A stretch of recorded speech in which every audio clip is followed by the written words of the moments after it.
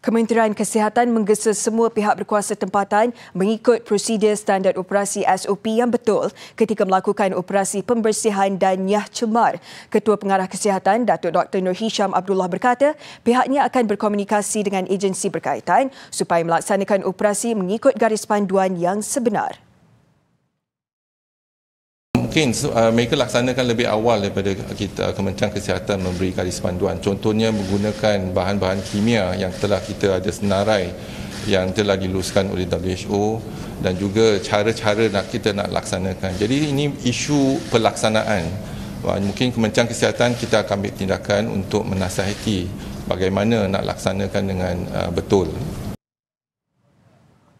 Sebelum ini, beberapa pihak mula mempertikaikan operasi pembersihan dan nyah cemar di permukaan jalan raya yang dikatakan membazir. Kos yang digunakan bagi operasi yang tidak mengikut SOP itu dikatakan boleh dimanfaatkan bagi tujuan lain seperti menyediakan peralatan perlindungan diri di hospital.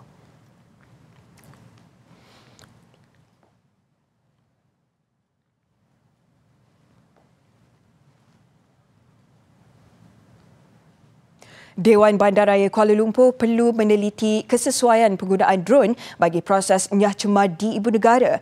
Penelitian merangkumi aspek ketinggian bangunan dan halangan di persekitarannya serta keupayaan semburan cecair nyah cemar secara menyeluruh dan mencapai sasaran. Menteri Wilayah Persekutuan Tan Sri Anwar Musa berkata ia bagi memastikan tujuan utama tercapai sekaligus menyumbang kepada usaha memutuskan rantaian COVID-19. Menurut beliau, penelitian berhubung kesesuaian penggunaan drone bagi operasi berkenaan akan dibuat dalam jangka masa bersesuaian dan dijangka dimuktamadkan dalam tempoh terdekat. Ketika ini, proses nyah cemar dilakukan di BKL menggunakan kaedah semburan dilakukan kaki tangan, vehicle mounted equipment dan kenderaan besar. Katanya, penggunaan drone bagi proses nyah cemar dikatakan efisien bagi kawasan lapang selain ia perlu mengambil kiraan tiupan angin bagi memastikan prosedur itu dijalankan dengan cekap. Beliau berkata, jika semburan dapat dilakukan ke koridor di bangunan bertingkat, ia akan menjimatkan banyak tenaga. Sementara itu, program sanitasi awam kelolaan Kementerian Perumahan dan Kerajaan Tempatan akan diperluas ke kawasan Merah dan Jingga jika mampu mengekang penularan COVID-19. Timbalan Menterinya, Datuk Seri Ismail Abdul Muttalib berkata, pihaknya berharap usaha itu memberi kesan seperti di China. Kita nak lihat bagaimana keberkesanan sanitasi ini. Jadi, seperti mana yang berlaku di China, umpamanya, apabila operasi menyeluruhan dibuat sanitasi, nampak penurunan kadar kes di China menurun dengan mendadak. Dan kita harap usaha kita ini dapat sedikit sebanyak membantu menghadkan ataupun membendung penularan COVID-19 ini di negara kita. KPKT ketika ini sedang giat melaksanakan sanitasi di 88 kawasan Merah dan Jingga dan berharap menyelesaikan baki sebanyak 106 kawasan lagi dalam tempoh 2 hari akan datang. Selain kawasan Merah, kawasan perumahan dan penempatan golongan tidak berkemampuan turut menjadi keutamaan. Beliau terdahulu meninjau kerja-kerja sanitasi di stesen komuter dan pejabat pos Remban Negeri Sembilan.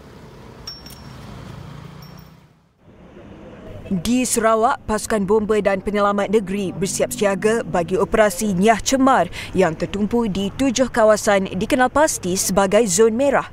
Operasi dilakukan di sekitar Satok. Agensi terbabit juga sedia menjalankan semburan berulang kali di lokasi kes positif COVID-19. Operasi di Kota Baru, termasuk di kawasan perniagaan dan tumpuan pelancong, Wakaf Ceiyah dan Pasar Siti Khadijah. Kawasan itu antara lokasi tumpuan awam yang dikenal pasti untuk proses pembersihan dan pembasmian dalam tempoh seminggu.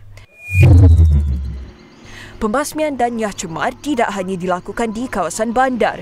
Di Pekan Pahang, operasi bersepadu dijalankan di Kampung Cederawasih selepas seorang penduduk disahkan positif COVID-19, manakala sejumlah pesakit dalam pemantauan.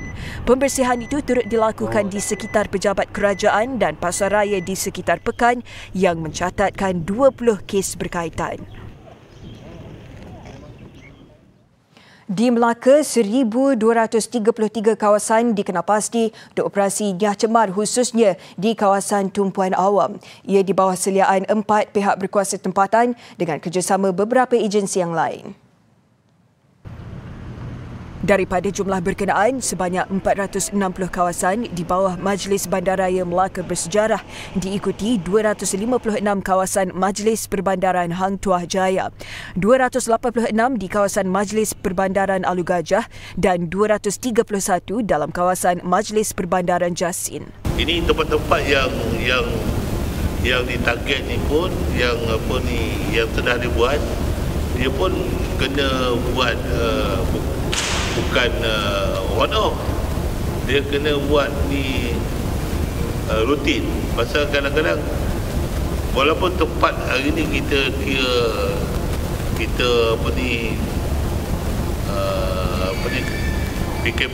PKP kan masih berjalan, tempat yang kita dah buat, kalau ada orang datang, contohlah taman permainan, kita kata tak boleh keluar, tapi ada pula orang pergi, kita dah buat penyemburan, orang pergi pula contoh dia bermain situ kan, mana tempat tu dah tercemar balik.